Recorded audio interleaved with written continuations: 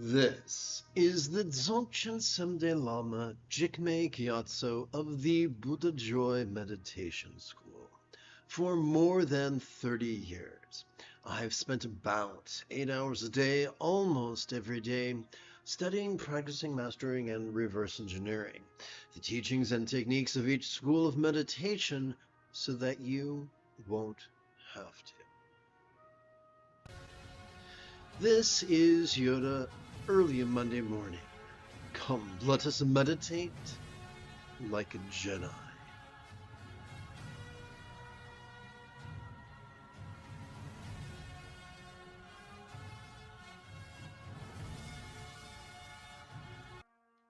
Oops, wrong button. Here we go. Like a lettuce and tomato sandwich, our practice has 4 components. Like 2 pieces of bread comprising the sandwich, we both end and, oopsie, let's hit the right button. We both begin and end with passive contemplation. Our lettuce and tomato will be 2 forms of meditation, which I will walk you through and make just as easy and effective as possible.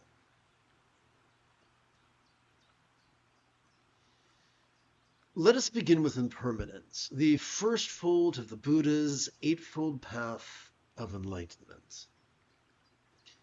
Leonardo da Vinci reminded us that simplicity is the ultimate sophistication. Perhaps that is why the Buddha taught that all that we could perceive, emote, intend, reason, recall, or imagine, fits snugly into 4 categories: the mental, the interpersonal, the physical, and the circumstantial. Let us begin by bringing our experience of the circumstantial into the path of impermanence. To do this, we require neither faith, nor imagination, nor philosophy. All we need to do is cooperate with our sympathetic and parasympathetic nervous system in the following manner. As we feel air enter our nostrils, we could silently and mentally recite the noun lots. As we feel air exit our nostrils, we could silently and mentally recite the verb change. Play with this, and you'll realize that your body already can viscerally help you realize the inevitability of change.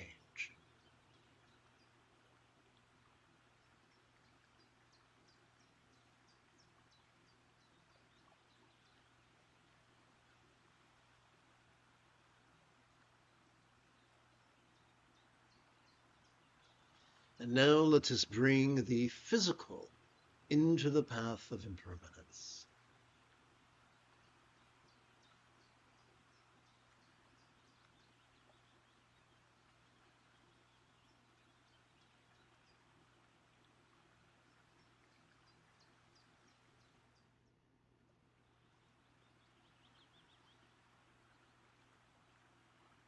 And now let us bring our experience of the interpersonal into the path of impermanence.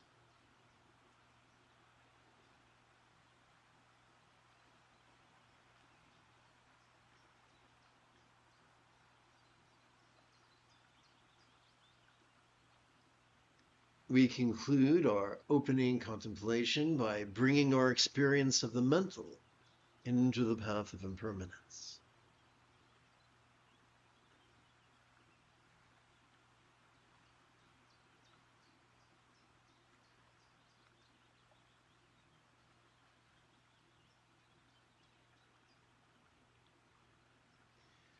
Mindfulness and meditation are the 7th and 8th folds of the Buddha's Eightfold Path of Enlightenment.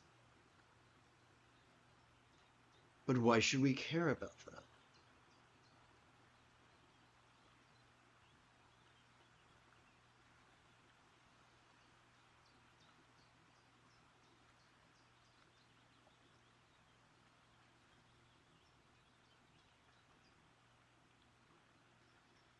When we overwork the medial prefrontal cortex as well as the dorsolateral prefrontal cortex, responsible for focus and analysis. We trigger our amygdala, the seat of both anxiety and aggression. However, when we cooperate with the core of our autonomic nervous system, which is our spinal cord, the anxiety and aggression of our amygdala is calmed, and the empathy latent within our anterior cingulate gyrus is gently stimulated. Sounds great. Sign me up. How do we do that? It's a two-step process. The first step is mindfulness. The second step is meditation. Let's begin with mindfulness. Every time we inhale, whether we know it or not, we have evolved to automatically access the middle bit of our spinal cord, the middle bit of our autonomic nervous system, which functions as the core of our sympathetic nervous system, which has evolved to help us to vulnerably, passively, viscerally, randomly, and fleetingly notice all mind's antics of perception, emotion, intention, cognition, recollection, and imagination. All of them, from the external to the internal, from the physical to the mental, from the pleasurable to the painful, from the interesting to the boring, from the glorious to the grotesque. But what are we to do with that which we have noticed?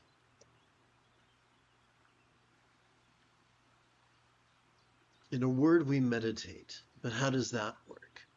Every time we exhale, whether we know it or not, we have evolved to automatically access both the tippy top and the very bottom of that same spinal cord. These two regions, working as a team, function as the core of our parasympathetic nervous system, which has evolved to help us to physically relax and mentally release during our exhalation to such a degree that that which we noticed during our previous inhalation could fleetingly feel less stressful, less permanent, less defining, and even as non-graspable as a vast, empty void.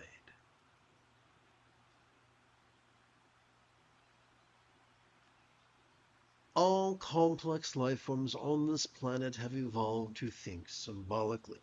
Perhaps that is why in every human culture we find figures of speech.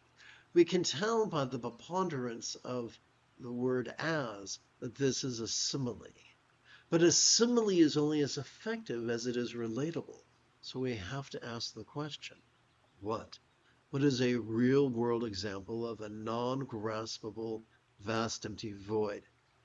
If we were to walk out to the front lawn, lay down a nice thick blanket, lie on our back, and gaze up at the illusion of an infinite azure sky,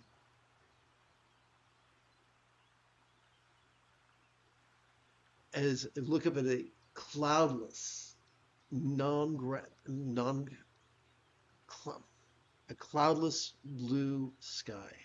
And we reached up with our hands, fingers splayed, grasped as tightly as we could, and then brought our hands back to our face. When we opened our hands, we would not see any blue. Literally, we cannot grasp the sky while lying on the lawn. Can't be done. So the sky is literally non-graspable. That's an excellent example of a vast, empty void. Vast empty void is nothing. If we take vast empty void as something mysterious, we will squander lifetimes chasing after fantasies. But if we view it as simply a metaphor for the subtle experience latent within every exhalation the path makes more sense. But, you might say, I've heard tell of that there is no self. I don't know how that works. I'm confused. Well, you're confused because people who explain that to you were viewing it literally instead of figuratively. Let's look at it figuratively.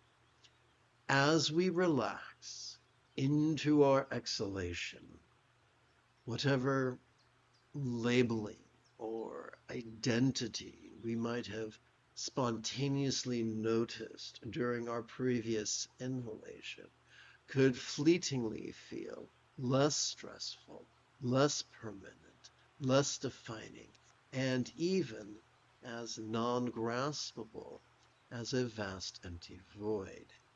This experience lasts a fraction of a second, and then we begin inhaling, and the cycle begins afresh.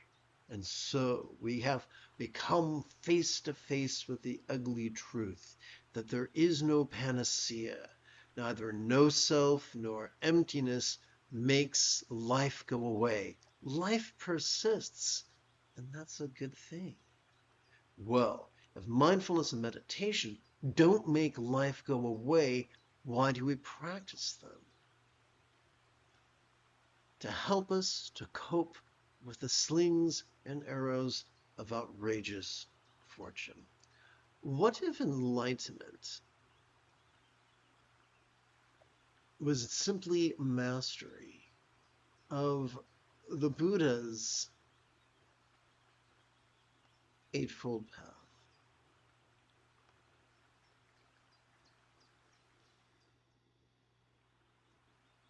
That's simpler. That's very, very bite-sized. It's something that fits in our hands. As children, we were mastery machines. We got so good at using the commode instead of our diapers. We got so good at brushing our teeth, tying our shoes, riding a bike, reading, writing, and arithmetic that we're able to practice them spontaneously, habitually, easily, and effectively. Did you know that mindfulness and meditation are the dynamo that cause us to effortlessly master the remaining 6 folds of the Buddha's path? In fact, the more we practice mindfulness and meditation, the more our choices, utterances, and deeds flow, not from contrived calculations, not from wild scatteredness, but instead from love's deeply centered spontaneity. This is known by many names, such as right effort, or effortless effort, or doing without doing, or wu wei, or going with the flow, or being in the zone, or expedient means, or simply the 6th fold of the Buddha's Eightfold Path.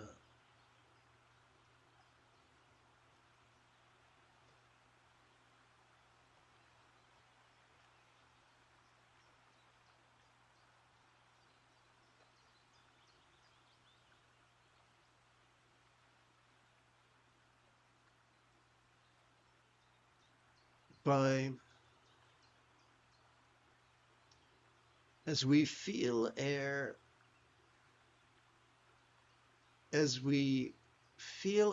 enter our nostril, we could silently and mentally recite the verb watch. As we feel air exit our nostril, mentally recite the verb rest, and as such, effortlessly master the union of clarity and emptiness.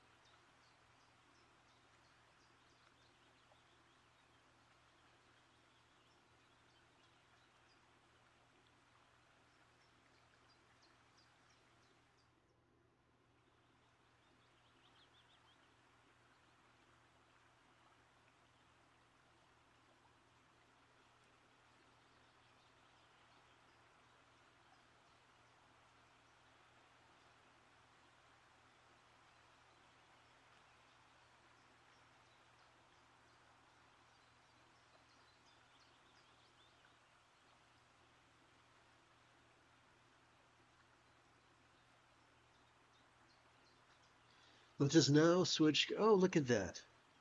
So someone has a question.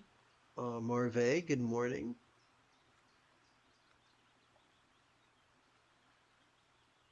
So Marve asks a very good question.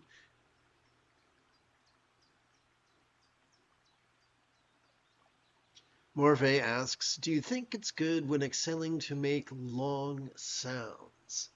Okay, so clearly Marve is very intelligent and very enthusiastic, and I laud those qualities. So it can be tempting. Let me jump back for a second. I'm going to tap button 9, and I'm going to tap the word button. So it can be tempting to access or indulge our controlling tendencies and say, if I deliberately make this sound or I deliberately lengthen this act, will enhance my results. Or it's easy to indulge our rigidity and our fear and say, if I accidentally do this, is it bad? Is it harmful? These are all very natural human responses. And I'm not going to tell you not to be scared. And I'm not going to tell you not to be controlling. But I will ask you this. When you feel a controlling tendency, when you feel a rigid or a fearful tendency, as you breathe in, recite the verb watch. As you breathe out, recite the word rest. Of course, our recitation is silent and it's mental, but the question still persists. How long do I make the exhalation? And the answer is we don't control it. We let our body and brain do what it does. Sometimes our brain and body will breathe slowly, sometimes quickly, sometimes superficially, sometimes deeply, sometimes quietly, sometimes loudly. What we're doing is we're choosing to be flexible, loving, rational, laid back, egalitarian, lucid, cooperative of kind. Flexible and laid back. We're not controlling. We choose to relinquish the controls. I don't know if you're as old as me, but when I was a little boy in the 70s, I watched reruns of The Outer Limits. And The Outer Limits began their title sequence. They would say something along the lines of, we have control of your television. We can sharpen it to crystal clarity or soften it to a blur. We control the vertical and the horizontal, and what we're doing is, it's kind of like meditating is like going to see a play. When we go to a play and we sit in the audience, the only way we'll enjoy ourselves is if we remember we're not the producer, we're not the director, we're not the playwright, we're not the thespian, we're just some person in the audience sitting on a chair enjoying the antics of the thespians on the stage. That's it. Similarly, as we sit in meditation, we are relinquishing control over the minutia of breathing. Similarly,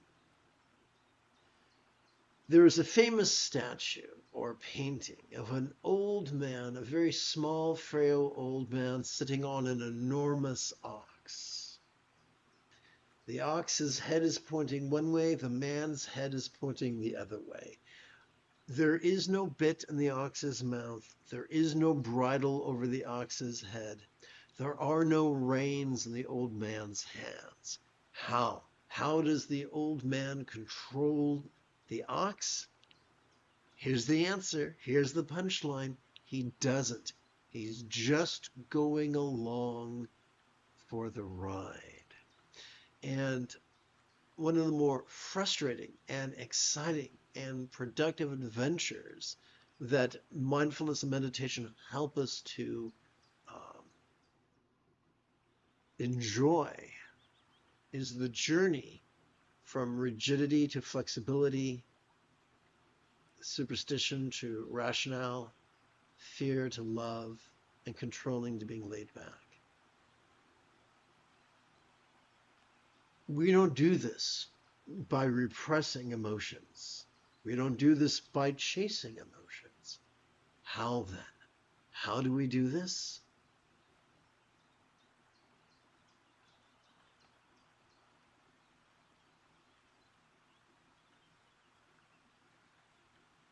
By watching and resting in harmony with our breathing.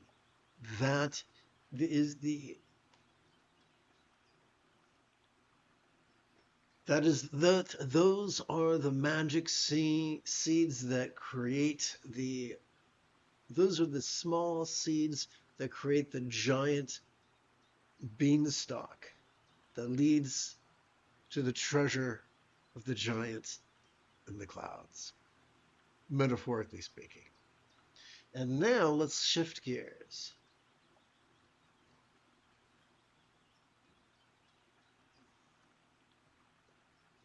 As we feel our chest swell with breath, we can silently and mentally recite the verb feel. As we feel our chest subtly sink, as gently we exhale, we can silently and mentally recite the verb rest. This could be described as the union of bliss and emptiness. It could be described as Anu Yoga, completion stage. It could be described as Tikle or channels, winds, and drops.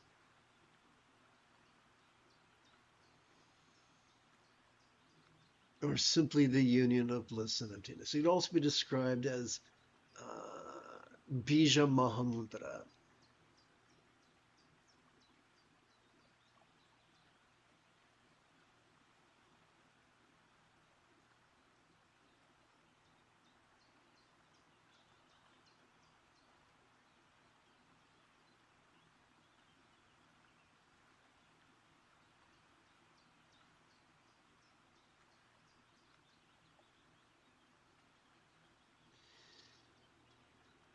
The Buddhist teachings, these are taught not just in Tibet, not just in Bengal, but these are the original teachings of the Buddha, just with different descriptors. But the Buddha talked about noticing the mind, and he talked about noticing the body.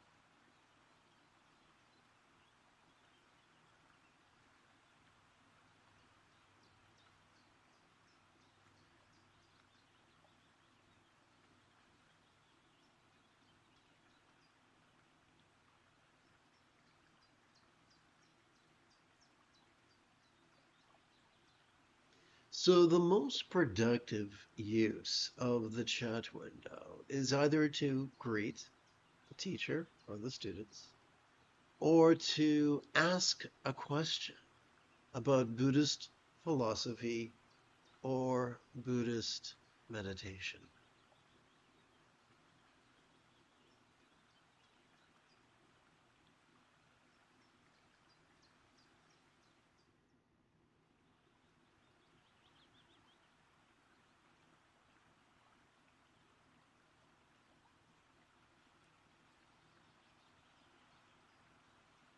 And by the way, if you are as geeky as me, remember today is the 4th of May, Star Wars Day, so may the 4th be with you.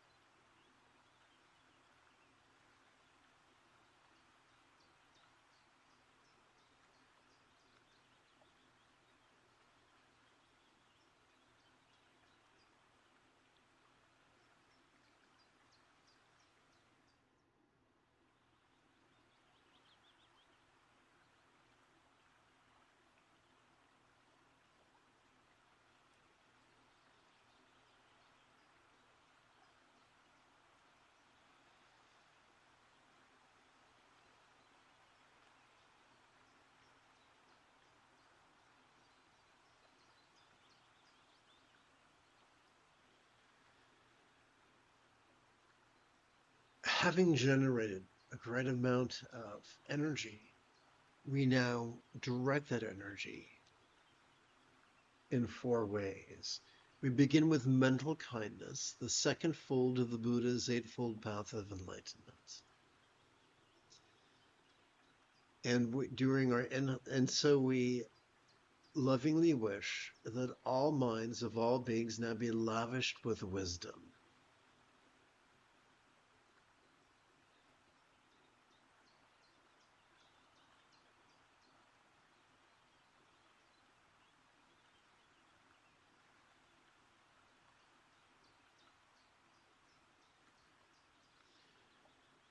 Because interpersonal kindness is the third fold of the Buddha's Eightfold Path of Enlightenment. We now lovingly wish that each being's experience of the interpersonal now be lavished with love.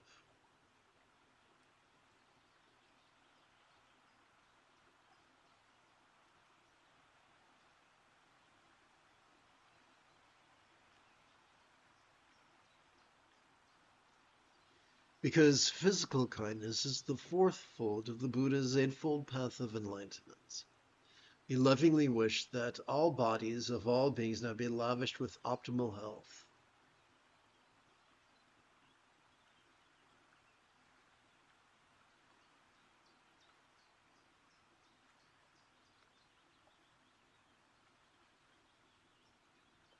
Because circumstantial kindness is the fifth fold of the Buddha's Eightfold Path of Enlightenment.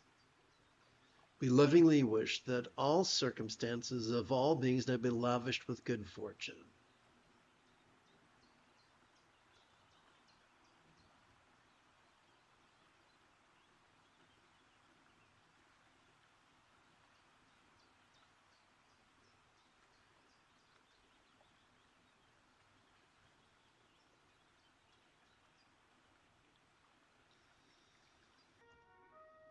You have taken your first step into a much larger world.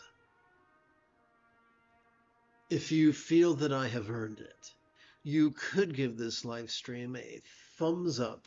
You could even help support this channel. For Meditate Like a Jedi is made possible thanks to the generosity of viewers just like you.